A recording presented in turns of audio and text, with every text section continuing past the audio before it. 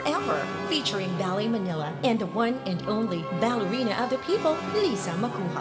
The Lisa Macuja Swan Song Series, now available on high-grade DVDs. For sales and inquiries, please contact Ballet Manila at 400-0292 or 525-5967 or email them at info@balletmanila.ph. Samahang pinagtibay na ng panahon. Walang iwanang samahan. 77 taon ng pagsasama ng Pilipino at ng mga lingkod sa pagbabalita. Una sa radyo, una sa Pilipino. DZRH. Makabagong bayanihan, serbisyong tapat sa iyo, DZRH. Member KBP, kapisanan ng mga broadcaster ng Pilipinas.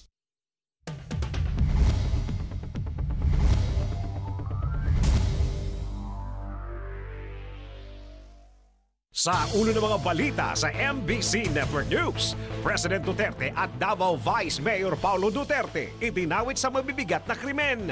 Kredibilidad ng lumutang na testigo sa Senate hearing ng extrajudicial killings pinagdudahan. DOJ may pasabog laban kay Senator De Lima. Sa ating trending news, bata nakaladkad sa escalator. Sa good news, produksyon ng tuna sa Pilipinas lalong lumalakas. Sa Alamba News, saan nagsimula ang Davao Death Squad? Sa ating news coverage, quick sauce streer na imbento. Balita mula sa Indonesia, tourist boat sumabog. Sa sports, Phil-Am professional wrestler TJ Perkins panalo sa Cruiserweight Classic ng WWE. Sa showbiz, Catherine Bernardo nagulat sa marahas na tanong ni Daniel Padilla. Rainier Castillo nalulungkot sa mabagal na takbo ng kanyang karir.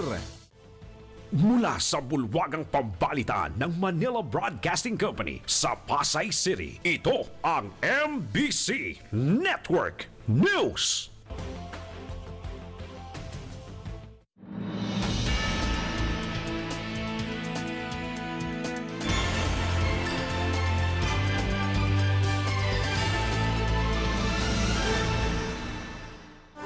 Magandang araw Luzon, Visayas at Mindanao at sa lahat na naabot ng broadcast sa buong mundo. Kaya samahan po ninyo ako sa kalating oras ng balitan at narito po ang detalye ng mga balita.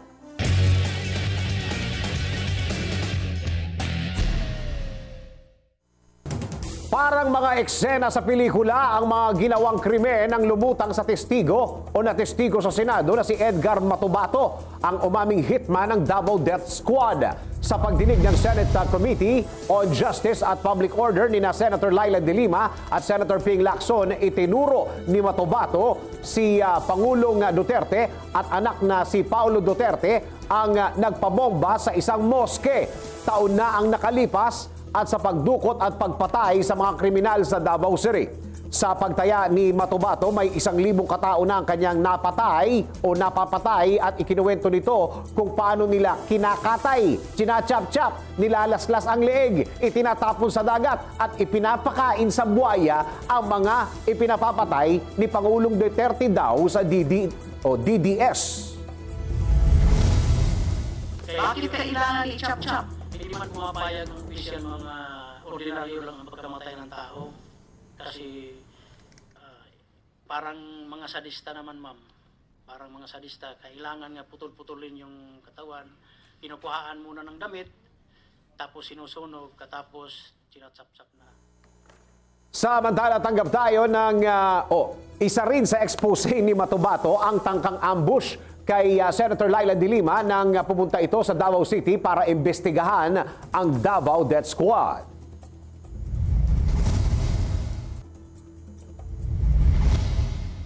Yung 2010, tumakbo po si Prosper Noglares ng mayor ng Davao City. Naglaban sila ni Mayor Duterte. So, hinuli nila, pinakidnap ng mga bodyguard ni Nograles. Kinidnap namin. Dinala niya sa Island Garden City of Samal, ma'am. doon namin nilala. Pinakidnap mga tao ni Prospero Nograles. Opo, ma'am. Ilan po sila? 4, isang ex-barangay captain nga babae ang nakuha namin, ma'am. Sino ho nagpakidnap ng 4 na mga tao ni Prospero Nograles? Si Mayor Duterte po, ma'am. Paano mo po alam yun? Kasi siya man ang nag-utos, ma'am. Kang Arthur Las Cañas, kami, nandoon man kami, ma'am.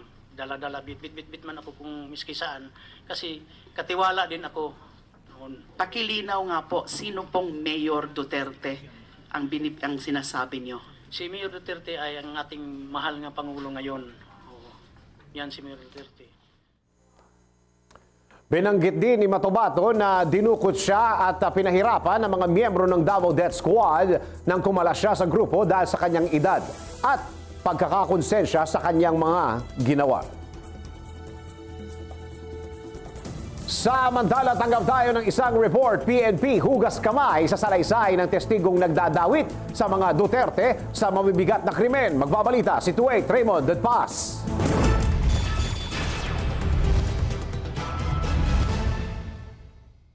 Dumistansya si Police Director General Ronald Bato de la Rosa sa mga kaso ng pagpatay sa Davao City na kagagawan umano ng Davao Death Squad batay sa testimonya ni Edgar Matobato. Nagulat umano sila kung bakit ito ang biglang naging focus ng Senate investigation. Ayon kay de la Rosa, ang alam nilang pinag-uusapan ay ang mga extrajudicial killings na may kaugnayan sa idineklara nilang giyera laban sa illegal drugs. Dudo mo nito sa biglang paglantad ni Matobato. Git ng general, wala silang kinalaman sa mga akusasyon ni Matobato dahil unang-una hindi niya ito kilala ng personal. May mga investigasyon na rin umanong ginawa tungkol sa DDS, ngunit hanggang ngayon ay wala namang inilabas na ebidensya at wala pang nakakasuhan. Iyan ang DZRH News. Raymond Dadpas, Aris 20, taglilingkod sa pagbabalita.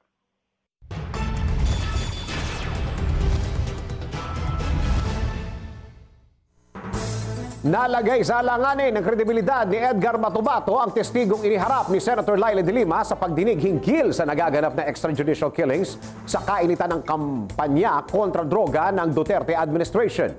Hindi nakumbinsi si Senator Ping Lacson sa accuracy ng testimonya ni Matobato nang makitaan niya ito ng butas. Unang butas na nakita ni Senator Lacson sa pahayag ni Matobato ay ang hinggil sa terrorist suspect na ng isang Sally Macdum na kanilang dinukot noong 2002 at saka dinala sa tanggapan ng PAOK TF para patayin.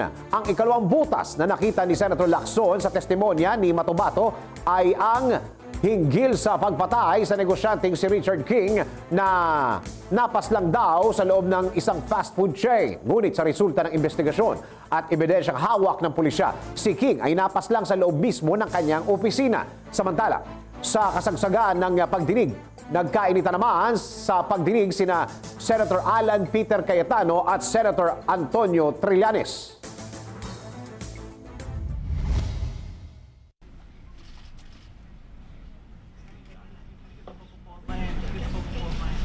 Anong forma ang team pinagsasabi mo? Ikaw ang hindi pumorma dito. Mali. Nasabihan niya ako na hindi ako pumorma yun. Umasal ako maayos. Ganito na ba tayo? Pagpunta na tayo sa natin. Hindi ba ba? Sabihan mo ako. Sabihan mo ako, hindi mo ako papumorma dito.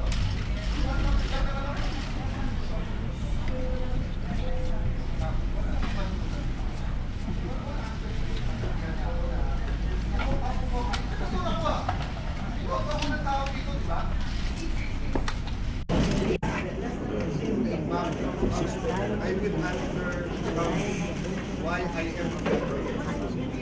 That's it. Ang problema, sasabihan niya ako sa mukha niya, hindi niya ako papaporma. Elected ako ng tao. Lalantad ang dalawang testigo sa pagdinig ng Kongreso sa isyu ng droga at may mga ibubulgar na pasabog laban kay Senator Laila de Lima. Tiniyak ito ni Justice Secretary Vitaliano Aguirre III. O the second, ayon sa kalihim, Idedetalye ng witness ang pagtanggap ni De Lima ng payola sa mga drug lords sa New Bilibid Prison. Sinabi ni Aguirre na sa isang pagkakataon ay inihatid sa bahay ng senadora sa Parañaque ang 5 milyong cash na galing sa droga. Ang House inquiry tungkol sa illegal drugs ay itinakda sa susunod na linggo. Samantala, sa ibang balita naman tayo, inireklamo ng 2 mag-asawa ang Lancaster New City sa Alapan, Cavite. Ayon sa mag-asawa, pinangako ng Lancaster na 15 months matapos ang reservation, mato-turn over na binili nila o may turn over na ang binili nilang bahay sa kanila. Pero makalipas ang 15 buwan, pinakiusapan ng pamunuan ng 2 kung pwede silang ilipat sa iba pang unit dahil 30% finish pa lang ang napili nilang unit. Pumayag naman si Julie, isa sa mga complainant, dahil sa pangakong makakalipat na sila kaagad, ngunit 3 taon na ang nakakalipas, hindi pa rin nila nakukuha o nakikita yung bahay. Ina-expect ko po talaga makakalipat na kami within a month kasi yun po ang sabi nila. Tapos humingi po sila ng mga updated na requirements. Lagi po kami nagko-comply hanggang sa humaba na po, inabot na po siya ng ilang months, hanggang inabot na ng taon. Hanggang ngayon po. Wala years po. After? 3 years na. 3 years na po. Almost, nag 3 years po siya nung February. Kasi nga po, ang sabi nila, sabi ko dun sa agent ko, di ba po ang sabi is almost finished na yung bahay. Baka naman po pwedeng makita kasi sabi niyo po tapos na. 90% sabi, di ba? Opo, mga ganon. Inikot lang po kami nung van, tapos nagpicture po ako. Sabi, hindi po ba pwedeng bumaba? So nakita niyo yung bahay? Natanaw ko po yung bahay. Pero hindi po kami nakababa. Hindi po kami nakababa. Bakit may nakatira na ron? Yun nga po, ang sabi ko, bakit po hindi kami pwedeng bumaba? Ang sabi po nila, by company policy daw po, nagbago daw po sila na hindi na pwedeng makita yung unit. Hanggat hindi po na ita-turn over yung account namin sa bangko kasi through bank financing po kami. May problema. Panoorin po ang kabuuan ng reklamong yan sa Reklamo kay Greco, Linggo, 6:00 ng gabi. Nakatambak pa rin sa bansa ang mahigit 100 container ng basura na in-export ng Canada sa Pilipinas. Batay pa rin sa programang Ireklamo kay Greco, sinabi na ni ang NARS party list Lea Paquiz na noon pang 2013 ang mga nakaimbak na basura pero hanggang ngayon ay hindi pa rin nasa solusyonan. Pahayag na sinigundahan pa rin ni Eco Waste Coalition Eileen Lorenzo matapos nitong sabihin na nagsampa na sila ng reklamo sa Canada pero tila iba umano ang gustong mangyari ng interagency. Ito na yung mga interagency. Sila mismo na nag-file nung dito na lang.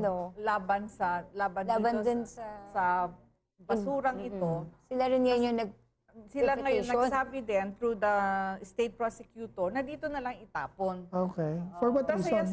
Masaya sana kami dahil lumalaban na yung gobyerno kasi hindi naman basurahan ang Pilipinas sa Canada. Dito din. Tapos ngayon, gusto nila na dito na itapon. Oh, okay. Sino po itong mga agencies na to? BOC, Custom. So, Alberto Lina. DNR, Spahe. Okay. DOJ. Oh, si Lima na naman yan. Favorite. Finance. Finance, who was Purisima. Okay. Kasi mga pera-pera din. Di ba may pera sa basura? At panoorin po ang kabuuan ng reklamong yan sa Reklamo kay Greco, Linggo, 6:00 ng gabi. Samantala, utos ni Manila Mayor Erap Estrada ang no parking zone ang Rizal Avenue. Tinawanan lang ng mga driver. Aba, parang nanunubok ito RH29, Kuya Boy Gonzales. Kuya Boy. Dennis, mukhang may kasama pa ang Che. Aba. May chip pa, Kausap ko yung mga tricycle. Sinabi ko, di ba, bawal na rito yung mga tricycle. Wala raw silang mapwestuhan. Kaya balik na naman sila sa mga terminal. Ito mga illegal terminal ng mga passenger jeep at tricycle driver. Makaraan na magdeklara si Mayor Erap ng no parking zone dito sa Kaban na Rizal Avenue mula Carriedo hanggang Arpapa, boundary ng Manila at Caloocan.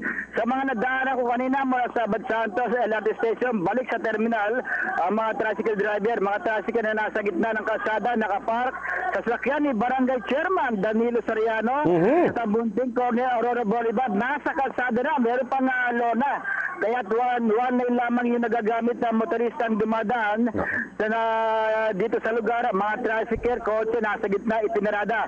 Sa Bloomington naman, Dennis, sa kanto ng Rizal Avenue, habang may nakatayong pulis, nakikipagkwentuhan lang habang nakapark yung mga illegal terminal ng mga tricycle. Patay!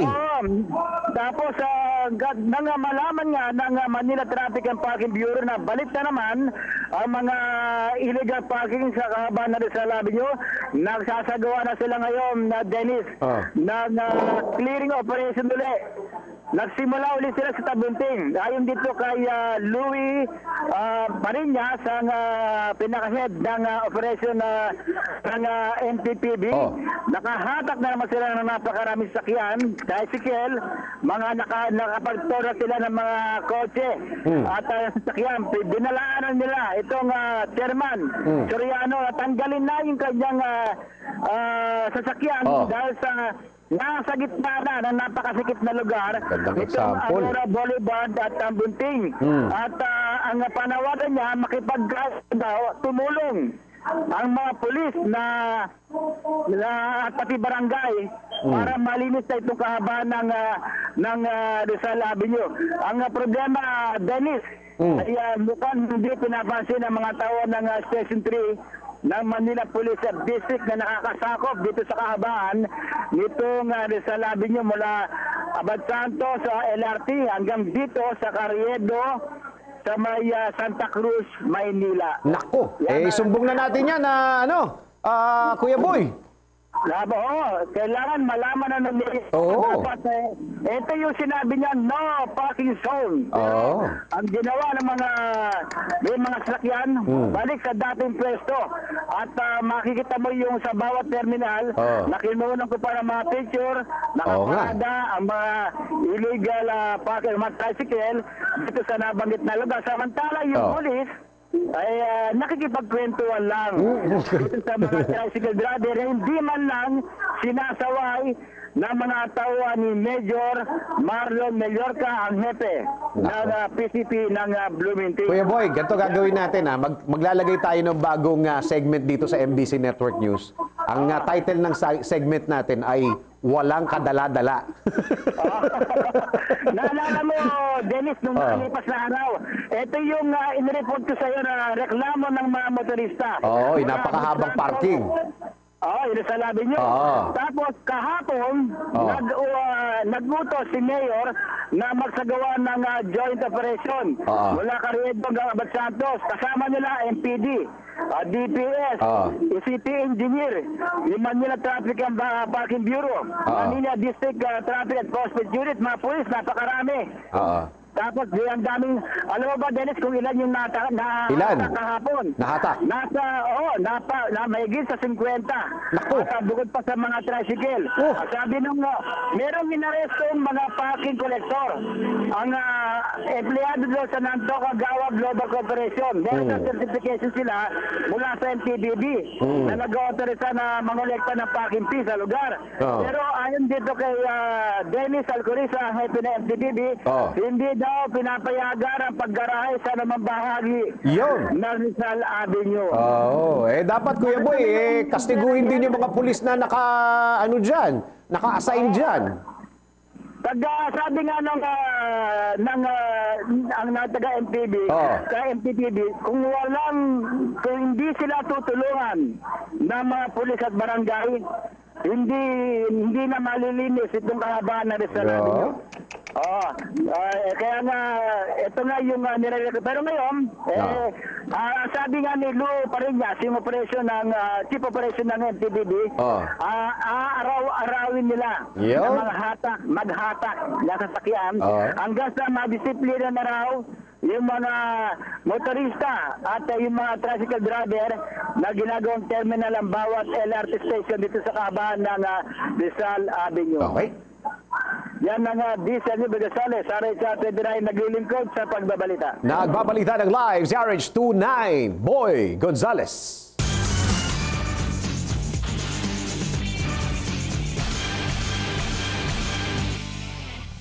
DOA o Dead on Arrival ang 4 na hinilalang drug pushers sa ni-raid ng otoridad na drug den sa Quezon City kaninang madaling araw. Ikinasa ng Quezon City Police District Station 6 ang raid sa bahay ng suspect na si alias Kuya Boy na naaktuhan sa pot session kasama ang 6 na iba pa sa Old Balara, Quezon City kaninang alas 2 ng umaga.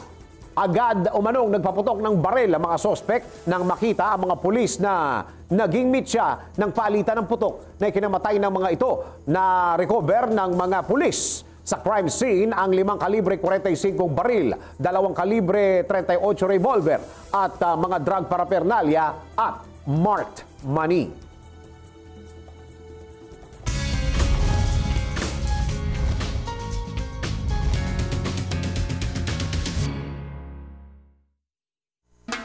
Sa ating showbiz, Catherine Bernardo nagulat sa marahas na tanong ni Daniel Padilla. Yung tanong na yan, RH43, magbabalita si Rocky. Hindi inaasahan ni Catherine Bernardo ang itatanong sa kanya ni Daniel Padilla nang mag-guest sila sa programa ni Boy Abunda. Biglang napayes na lamang si Catherine nang tanungin ito ni Daniel ng, "Am I a good kisser?" Ngunit ipiniliwanag naman ng yang actress ang kanyang pabiglang sagot. Ayon sa yang actress, si Daniel ang nag-guide sa kanya sa kanilang kissing scene sa shooting ng kanilang pelikula. Nanginginig daw kasi siya noong eksena na ng kissing scene nila at si Daniel ang nag-alalay sa kanya. Samantala nang tanungin kung ano ang real score sa kanilang dalawa, sinagot ito ni Daniel na kahit na hindi sila nagsasabi kung silang dalawa na, ang importante umano ay nagmamahalan sila. At yan aking balita, ko naman si RH43 Rocky, ang inyong kaliga sa mundo ng showbiz.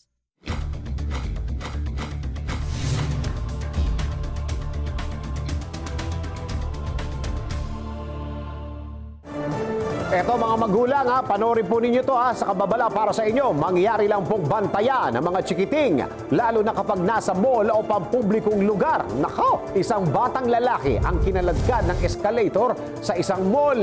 Mabuti na lang at agad nakita ng ama ng bata na umaangat na sa escalator ang kanyang anak at agad itong nakuha at nailigtas. Makikita po sa CCTV footage na yan na nilalaro ng bata ang hawakan ng escalator nang hilahin ito pataas. Mabuti na lang at matindi ang pagkakakapit ng bata at hindi ito kagad dumulas pababa kung saan agad naman itong nailigtas. Samantala, hindi naman sinabi ng nag-upload ng video kung saan nangyari insidente at kung nagtamo ba ng galos ang bata.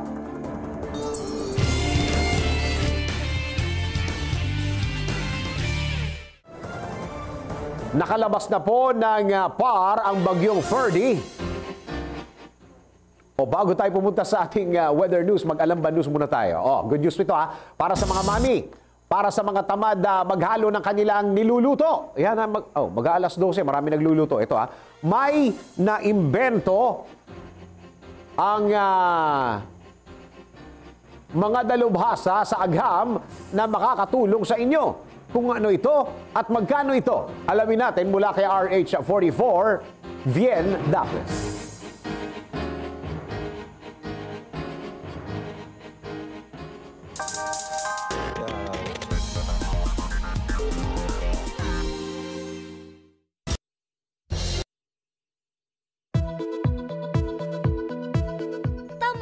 Maghalo ng sauce sa iyong niluluto o kaya naman ay marami ka pang ibang gagawin kaysa maghalo. Ang Quick Sauce Stirrer ang para sa'yo. Gagawin ng Quick Sauce Stirrer ang trabahong gagawin mo. Ang Quick Sauce Stirrer ay cordless at pinagagana lamang ng 4 na standard AA batteries. Mayroon itong 3 iba't ibang bilis ng ikot depende sa iyong gusto. At higit sa lahat, safe ito sa mga non-stick na kagamitan. Ilagay lamang ito sa loob ng lalagyan na may sauce, kaldero o pan at i-on ang battery at kusa nitong hahaluin ng sauce. Maaari rin itong ilagay sa kaldero na nakasalang na sa apoy dahil kaya nitong mag-stand sa init. Ang Quick Sauce Stirrer ay nagkakahalaga ng 695 pesos and 60 centavos kung 47 pesos ang palitan ng piso sa isang dulya. At yan ang ating news summary. RH44, Vien Dacles, naglilingkod sa pagbabalita.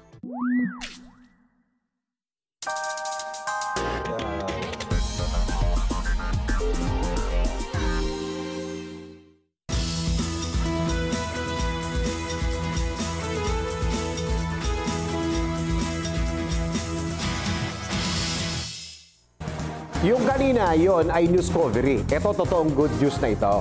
O alam ba news ito? Tama? O alam ba news ito? Isa sa mga mainit na tinalakay sa Senado kahapon ang kontrobersyal na DDS o Davao Death Squad. Pero ano nga ba ito at paano nga ba ito nagsimula? Alamin natin yan mula kay RH49, Rita Salonga. Sa patuloy na pagdinig ng Senado tungkol sa di umano'y extrajudicial killings bunsod ng pinigting na kampanya ng Administrasyong Duterte laban sa iligal na droga, lumutang ngayon ang witness na si Edgar Matabato na nagsasabi na may kinalaman ng dating lokal na administrasyon at mga pulis sa serya ng patayan sa Davao City. Naging maugong rin ang usap-usapan noong kumakandidato pa ang Pangulong Rodrigo Duterte na may kinalaman siya sa nasabing Davao Death Squad.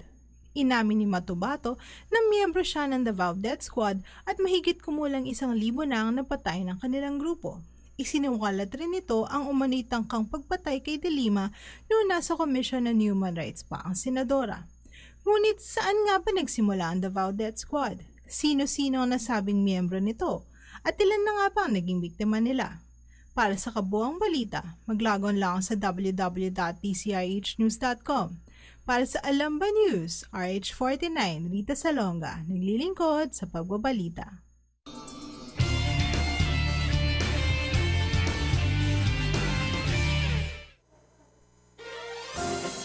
Ito na talaga, good news. Kinilala na naman ngayon ng Pilipinas dahil sa pangunguna nito sa export industry.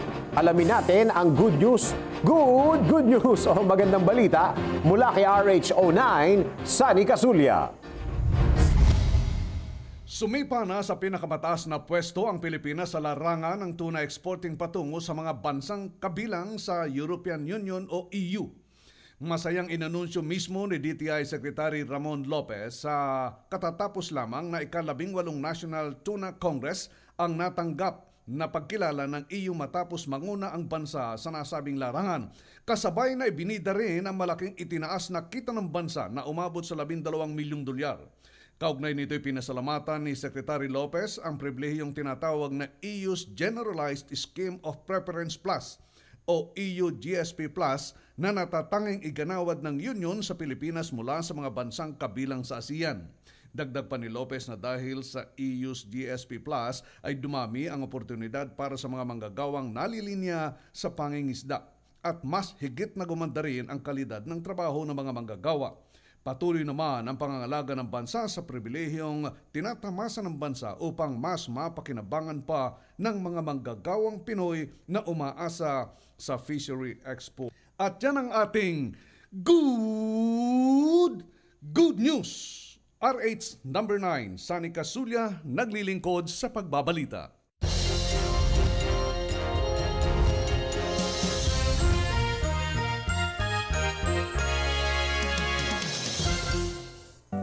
Nananatili pa rin sa par ang bagyong Hiner, kaya naman ano kaya ang aasahan nating lagay ng panahon ngayong araw? Magdadala kaya siya ng malalakas na buhos ng ulan sa bansa itong si bagyong Hiner at kailan kaya ito lalabas o lalayas ng par? Alamin natin ang pinakabagong ulat ng panahon. Nagbabalik si RH44, Vien Dacles. Vien. Thank you, Dennis. Bahagyang lumakas ang Typhoon Hiner habang kumikilos ito patungong Hilagang Kanluran. Huling namataan ang mata ng bagyo sa layong 405 kilometro silangan ng Calayan, Cagayan. Taglay ang lakas ng hangin na 150 kilometro bawat oras malapit sa gitna at bugso na aabot sa 185 kilometro bawat oras. Kumikilos ito sa bilis sa 24 na kilometro bawat oras. Nakataas ngayon ang signal number 1 sa Batanes, Northern Cagayan at Babuyan Group of Islands. Inaasahan naman sa linggo pa ng umaga lalabas ng PAR ang bagyong Hiner. Samantala, isa na namang sama ng panahon ang binabatay ngayon ng Pag-asa na nasa labas pa ng Philippine Area of Responsibility o PAR na kung magiging bagyo ay papasok sa bansa ay tatawagin sa pangalang Helen. Nagpakita ang araw kaninang 5:45 ng umaga at lulubog naman mamayang 5:56 ng hapon. At para naman sa ating 5-day weather forecast, narito po ang ating nakalap mula sa MBC Network News Weather Center.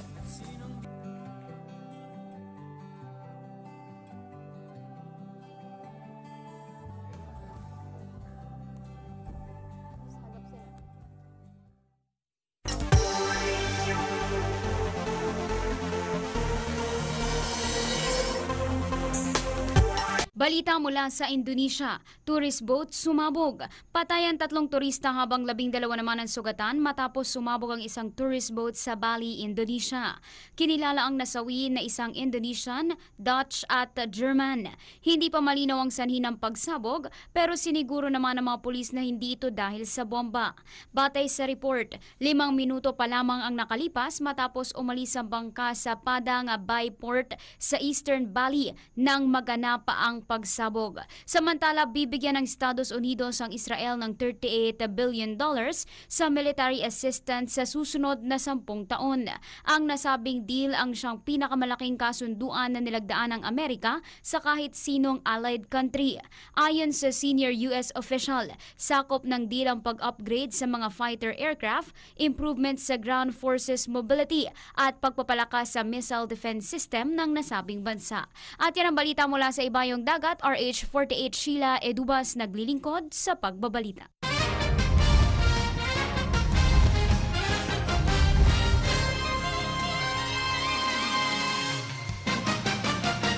Makikita na ang Pinoy Pride sa loob ng World Wrestling Entertainment o WWE ring matapos mapanalunan ni Phil-Am DJ Perkins ang Cruiserweight Classic Tournament ng WWE para maging bagong Cruiserweight Champion nito. Suot ang kanyang custom-made na pantalon kung saan tampok ang mga sagisag ng bandila ng Pilipinas. Tinalo ni DJ Perkins si Grand Metalik sa final match ng Cruiserweight Classic na ginanap sa Full Sail University, Winter Park, Florida. Agad tinarget ni Perkins ang tuhod ni Grand Metalik para pabagalin ang magalaw ng high flyer mula sa Mexico. Dahil sa pagpapahina sa tuhod ni Metalik, nagawang makawala ni Perkins mula sa finisher ng kalaban na Metallic Driver. Sa huli, na-reverse niya ang isang Metallic Driver mula sa top turnbuckle at pinasubmit niya si Grand Metalik gamit ang isang knee bar. Magsisimula na si TJ Perkins at ang buong Cruiserweight Division sa susunod na edisyon ng WWE Raw. At yan ang ating balitang pampalakas at para sa gingnang, ako si Tobig Bavon.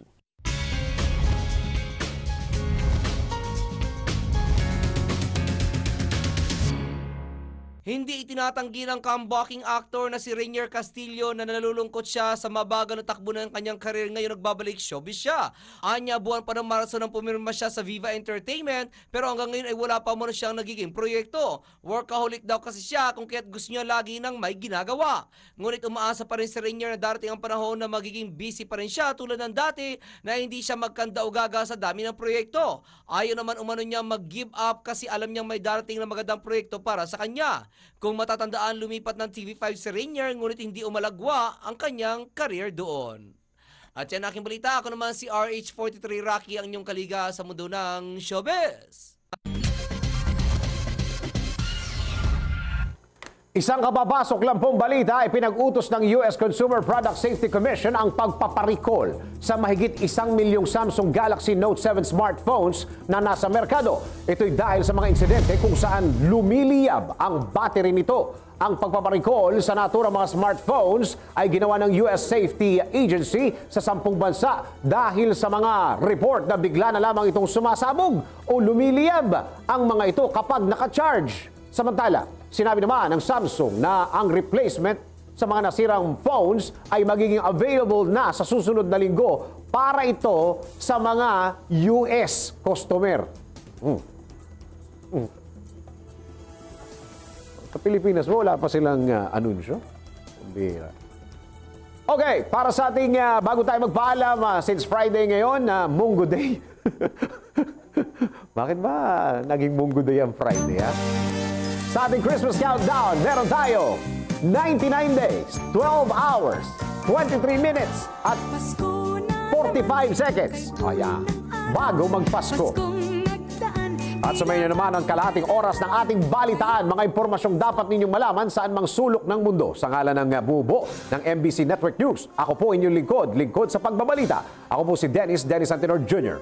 Sa Lunes, alas 11 ng umaga, tuloy-tuloy ang ating balitaan sa MBC Network News.